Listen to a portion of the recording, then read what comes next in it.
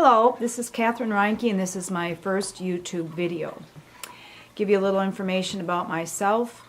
At this point in my life, I could be classified as nothing more than a housewife. I've had a career in the arts, in alternative healing. I've done a lot with my life. Right now I'm a mother of 4 children. Due to circumstances, my youngest daughter came down with a rare tumor in her leg when she was 11. That's about 3 years ago. It pretty much took me off the map as far as trying to pursue a career and get ahead and satisfy my ego with those types of things. Consequently, I've stopped all that, and I've really focused most of my free time when I'm not cooking and cleaning and picking up kids and doing things for my children and my family on educating myself about what is happening in the world right now, biblically and politically. And I've been called to present my own take on all of this. I spend a lot of time reading books, and I'm going to share some of those books with you. And I also look at a lot of YouTube videos. And I guess what finally empowered me to do a YouTube video today was that I'm looking at such an array of videos. Some are highly entertaining, worthy of really video praise. They're engaging, they're showing different imagery, something that I really like a lot, relevant, giving references, all the way to the most driest, horrible videos, which still are packed with information, and I manage to sit through, or sometimes just cook dinner too, where there's nothing but just one image on the screen, and I listen. So I thought, hey, I'm a perfectionist at heart. If I'm willing to listen to any type of video if the information is good, then what the heck, go ahead, Catherine, set up your camera in your living room and have a go at it. So there we are. All my life I have been self-educated. I have college behind me, but in my free time I have found it wasteful to play games, to indulge in frivolous things like reading a novel. However, I will occasionally indulge in that when I feel like I need a break, and historical fiction is very valuable.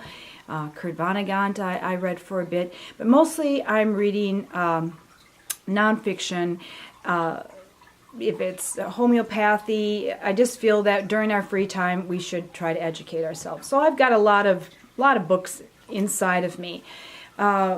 Recently, I guess right now where I'm at in my life is there's a few authors, and I realize that many of them are interconnected with themselves. They share information that have really enlightened me of what is happening right now.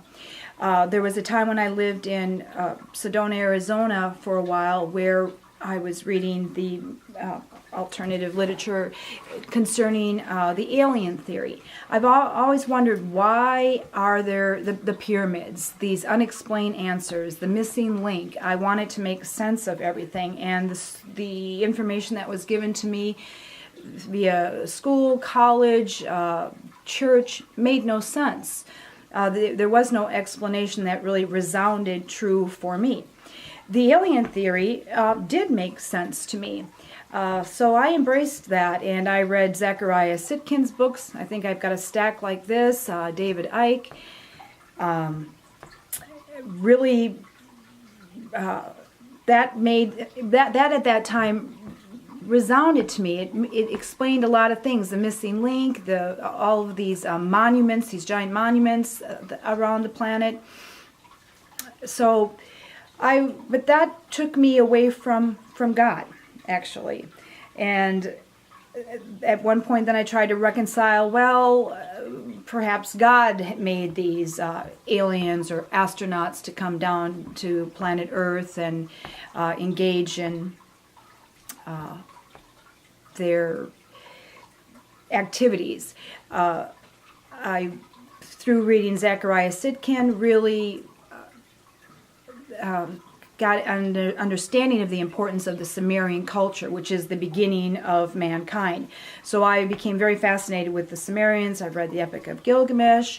Figured at some level this Babylonian, Sumerian history was extremely important, and I wondered why, at least in my schooling, we heard so much about the Egyptians, but the Sumerians we barely touched on. Maybe if we were lucky, we heard about cuneiform.